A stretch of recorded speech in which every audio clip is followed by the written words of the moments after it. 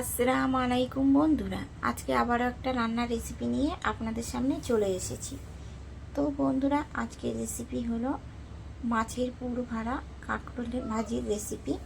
তো এই রেসিপিটা কিন্তু আপনারা গরম ভাতের সঙ্গে খেতে পারেন, আবার সন্ধেবেলা চায়ের সঙ্গে মুড়ির সঙ্গে এটা খেতে পারেন বন্ধুরা। এটাকে খেতে দুর্দান্ত লাগে। আর এটা একটা কাঁকরোল ইউনিক রেসিপি বন্ধুরা, আপনারা একবার হলে বাড়িতে এইভাবে বানাতে পারেন।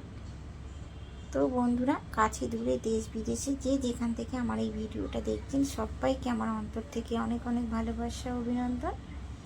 তো বন্ধুরা, আপনারা তো জানেন আমার ইউটিউবে একটা ছোট্ট চ্যানেল আছে, আর আপনাদের ভালোবাসায়, আপনাদের সহযোগিতায় আর সাপোর্টে আমি একটু একটু করে এগিয়ে নিয়ে যাচ্ছি বন্ধুরা।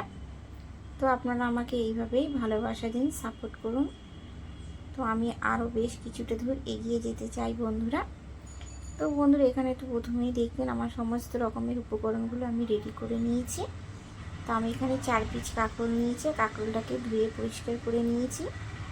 আর এখানে আমি 3 পিস মাছের পেটি একটু লবণ হলুদ দিয়ে আগে থেকে সিদ্ধ করে ছাড়িয়ে রেখেছি বন্ধুরা। মুসুর ডালটাকে 4 ঘন্টা মতো ভিজিয়ে রেখেছিলাম, সেটাকে ধুয়ে পরিষ্কার করে তুলে নিয়েছি। একটা ছোট্ট আলু সিদ্ধ করে সেটাকে গ্রেট করে নিয়েছি বন্ধুরা।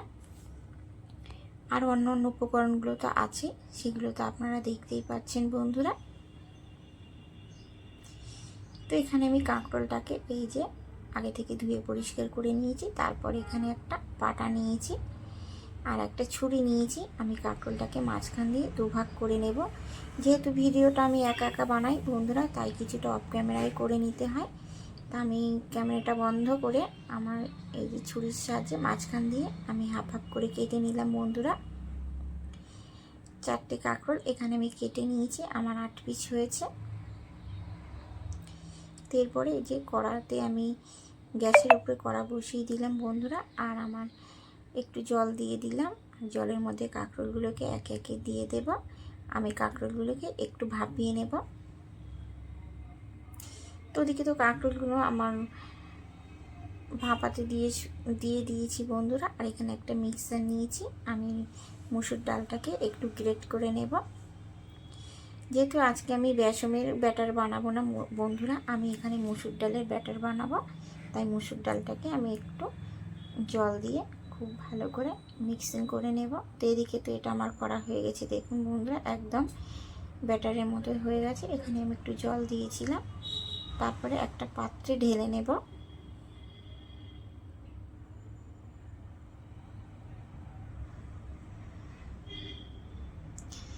তো একটা পাত্রে ঢেলে নেওয়ার পরে বন্ধুরা, এদিকে দেখুন কাঁকরোলগুলো আমার অনেকটাই সিদ্ধ করা হয়ে গেছে। আমি ওগুলোকে তুলে নেব। আর এই মুসুর ডালের ব্যাটারের মধ্যে দিয়ে দেব স্বাদ মতো লবণ, হলুদ গুঁড়ো, কালারের জন্য দিয়ে দেব কাশ্মীরি লঙ্কার গুঁড়ো,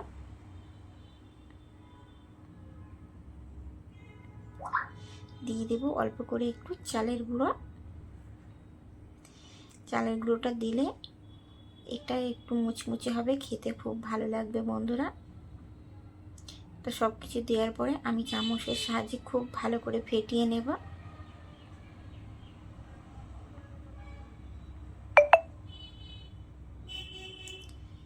আর ব্যাটারটা ঠিক আমার এরকম থাকবে বন্ধুরা, না পাতলা না ঘন, একদম মিডিয়াম রেখেছি। তারপরে এই যে কাঁকরোলগুলোকে আমি তুলে নেব।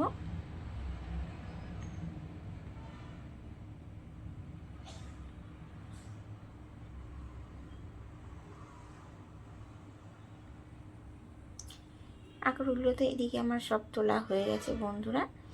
তারপরে একটা চামচ দিয়ে এই যে কাঁকরোলের ভিতরের অংশটাকে আমি তুলে নেব।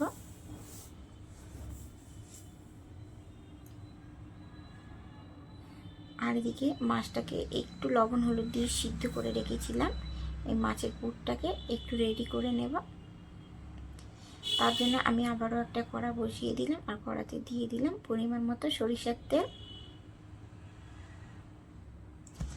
তেলটা আমার গরম হয়ে গেছে, তেলের মধ্যে দিয়ে দিলাম পেঁয়াজ কুচি,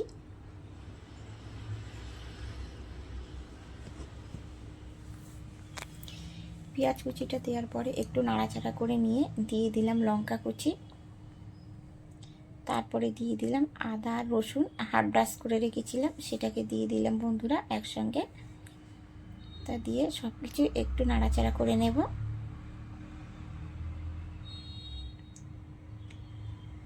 তারপরে দিয়ে দিলাম টমেটো কুচি, টমেটো কুচি দেওয়ার পরে আবারও খুব ভালো করে নাড়াচাড়া করে নিলাম।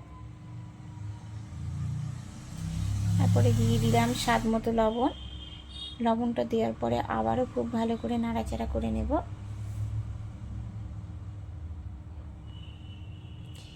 তো এখানে কিছু গুঁড়ো মশলা দেব বন্ধুরা। প্রথমেই দিলাম হলুদ গুঁড়ো, জিরে গুঁড়ো, দিয়ে দিলাম চাট মশলা, আর কালারের জন্য দিলাম একটু কাশ্মীরি লঙ্কার গুঁড়ো।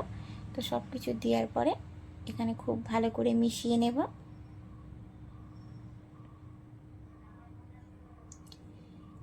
তো খুব ভালো করে মিশিয়ে নেওয়ার পরে এখানে যে আমি একটা আলু সিদ্ধ করে গ্রেট করে রেখেছিলাম, তো দিয়ে দিলাম সেই গ্রেট করা আলুটাকে।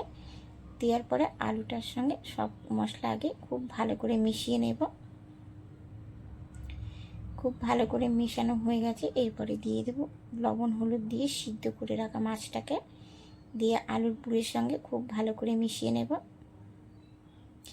আমি এখানে আর কাঁকরোলের ভিতরে যে সাদা অংশটুকু আমি কুড়ে রেখেছিলাম বন্ধুরা বা রাখবো, সেটাকে আর এখানে ব্যবহার করব না। আমি সম্পূর্ণ এখানে অন্য এক রকমের পুর দিচ্ছি, ওই জন্য ওটাকে আর এর মধ্যে দিলাম না বন্ধুরা।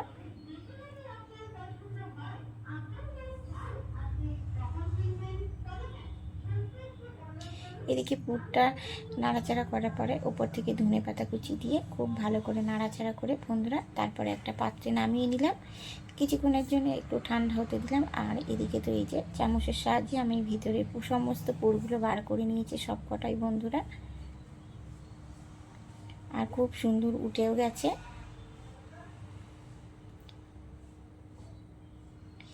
এরপরে এই যে আমি চামচের সাহায্যে মানে নিয়ে এই কাঁকরোলের ভিতরটাকে দিয়ে দেব। যেহেতু এক হাত দিয়ে মোবাইল ধরে রেখেছি আর এক হাত দিয়ে চামচ দিয়ে দিচ্ছি, ওই জন্য চারিদিকে ছড়িয়ে যাচ্ছে।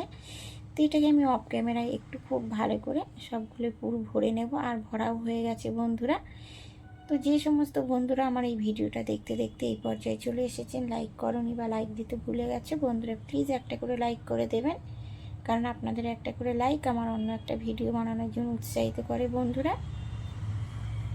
তো সমস্ত কাঁকরোলের পুরগুলো আমার খুব ভালো করে ভরা হয়ে গেছে, সেগুলো তো আপনারা দেখতেই পাচ্ছেন বন্ধুরা, দেখতে কত সুন্দর লাগছে দেখুন। তারপরে এই যে মসুর ডালের আমি ব্যাটার বানিয়ে রেখেছিলাম, সেই ব্যাটারটাকে আবারও চামচের সাহায্যে একটু নাড়াচাড়া করে নেব।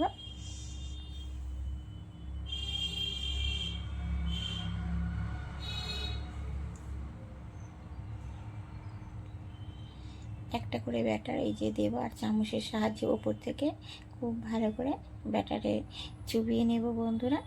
আর ওদিকে আমি কড়া বসিয়ে দিয়েছি, আর কড়াতে দিয়ে দিলাম পরিমাণ মতো সাদা তেল। তো তেলটা আমার অনেকটাই গরম হয়ে গেছে, আমি প্রথমেই এক পিস দিয়ে দিলাম বন্ধুরা। দেখুন দেখতে কত সুন্দর হয়েছে আর কত সুন্দর ফুলেছে বন্ধুরা। তারপরে আবারও এক পিস দিয়ে দিলাম। তো এইভাবে আমি দু পিস করে দেবো, আর খুব ভালো করে লাল লাল করে ভেজে নেব। আর এই ভাজাটা আমি আস্তে আস্তে করব, কারণ বেশি জোরে দিলে ওপরটা লাল হয়ে যাবে আর ভিতরটা অতটা মুচমুচে হবে না বন্ধুরা, সেই কারণে আমি এটাকে সময় নিয়ে একটু ভাজবো।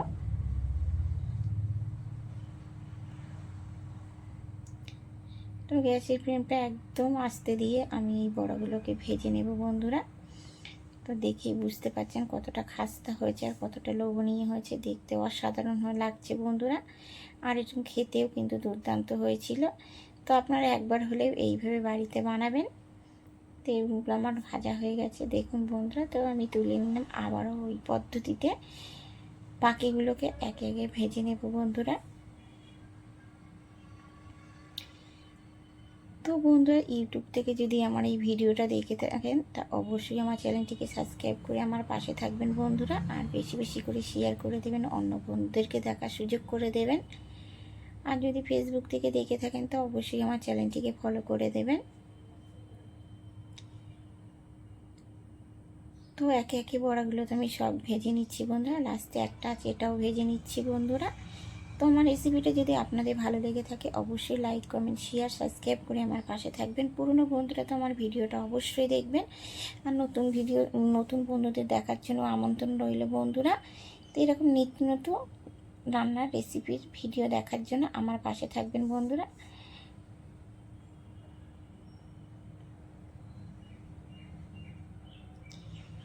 তো আবারও দেখা হচ্ছে অন্য কোনো রেসিপির সঙ্গে বন্ধুরা। ততক্ষণ আপনারা ভালো থাকবেন, সুস্থ থাকবেন, সাবধানে থাকবেন।